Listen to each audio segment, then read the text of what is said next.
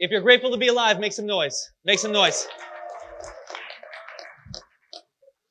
I'm picturing everyone smiling behind their masks right now. Are you smiling? Okay, cool. This May will mark 20 years that I have spent as a touring artist, during which I've had the absurd blessing of traveling the world as a poet, performer, and speaker. My work has taken me to 46 US states and 26 countries across 5 continents, using poetry and storytelling to engage packed rooms of strangers, as bizarre as that sounds right now, in courageous and vulnerable conversations around identity and equity and racism and masculinity and many of the highest stakes issues with which we collectively continue to wrestle. Last weekend marked 1 year of me being a stay-at-home dad.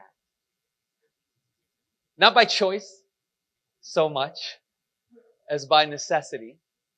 Since picking my daughter up from school that Friday the 13th last March, when we found out that because of the recently declared global pandemic, she would be home. Probably for a couple weeks. Since that afternoon, most of our time has been spent together at home.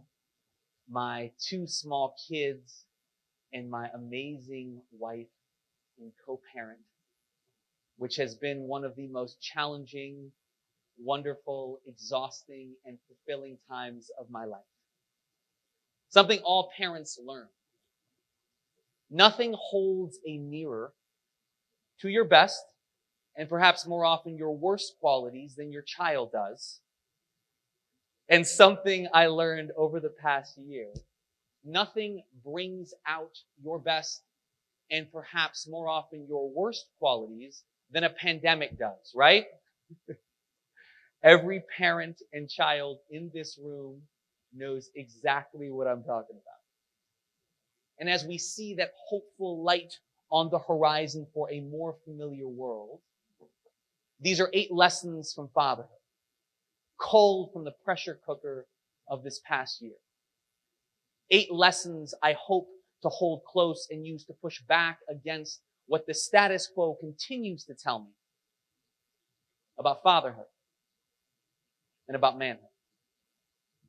Although some of these are specific to fathers or men more generally, many of these apply to any parent or anyone really, regardless of gender identity.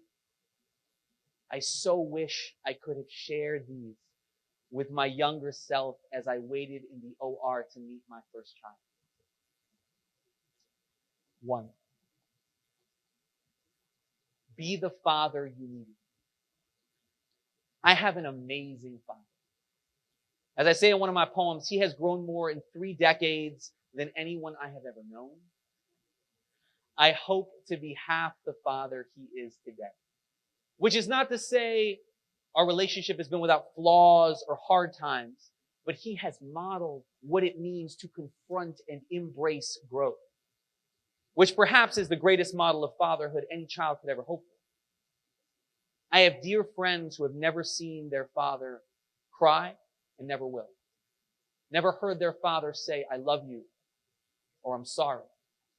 Shudder when they're offered another handshake instead of a hug. If you have had a father, or if you have not had a father in your life, be the father you needed. 2, you are doing better than you give yourself credit for. I have an awful habit of being ruthlessly unkind to myself. It's a lot easier for me to be generous to others. Anyone else here struggle with that? Anyone else? Is that just me? Yeah? You are doing much better than you will ever give yourself credit for. Be kind to yourself, please. You are worthy of that. 3, you are doing worse than you wish to acknowledge. Oh yeah, and also maybe donate that soapbox. Fatherhood is a flawed, fumbled, relentless, imperfect undertaking. There is no perfection. It's about showing up every single day, moment after moment, giving everything you got and having the humility and tenacity to do it again.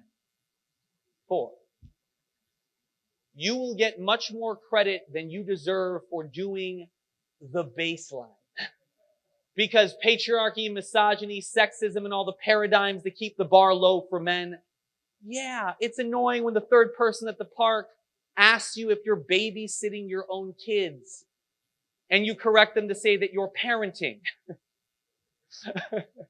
But listen, looks of adulation and comments of praise for changing a diaper, pushing your kid in a stroller only exist because of the asymmetry and perniciousness of what mothers are forced to endure in stark contrast. The endless ways mothers' ubiquitous labor in a family is taken for granted through invisibility, erasure, and expectations set impossibly high. Never forget that. It is your job to dismantle and fight back against that every day in the world and most importantly in your home. 5, when you are at your worst, your kids pay the closest attention. Am I right, parents?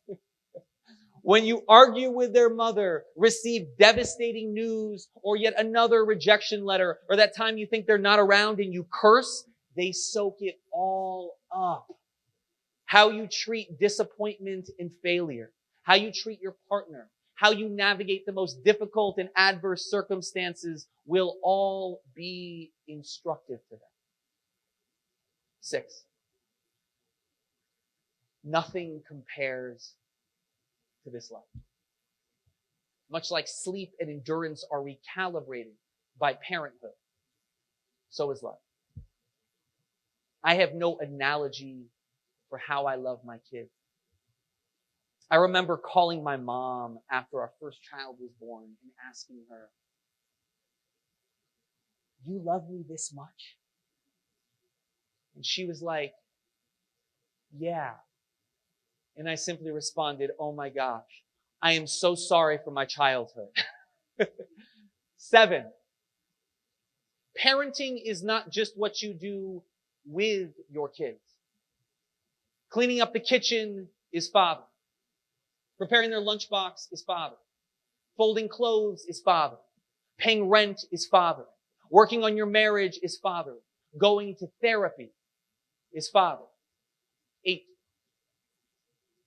your most vital tools as a father and in your marriage and beyond will be tenderness, empathy, commitment, nurturance, humility, emotional presentness, and awareness. I spent much of my childhood at war with myself, with my sensitivity and wholeheartedness for expressing these qualities. And yet, ironically, now I use them every day as I try to be a great father and a great husband and a kind, healthy adult. It has been a year, huh, team? Right? Like many days lately, I've been thinking a lot today about the urgency of these tools. What it means to show up for those we love most and offer them these qualities, even when it's most difficult. My father right now is with his baby sister in the last days of her life. He traveled across the world during a pandemic to help take care of her. A few days ago, I saw them both briefly in a video call, and as sick as she was, she radiated through that screen, holding her brother's hand. I thought about this incredible man I call Father, who has become an incredible husband and brother and father and grandfather. I aspire to be like that. Be kind to yourself.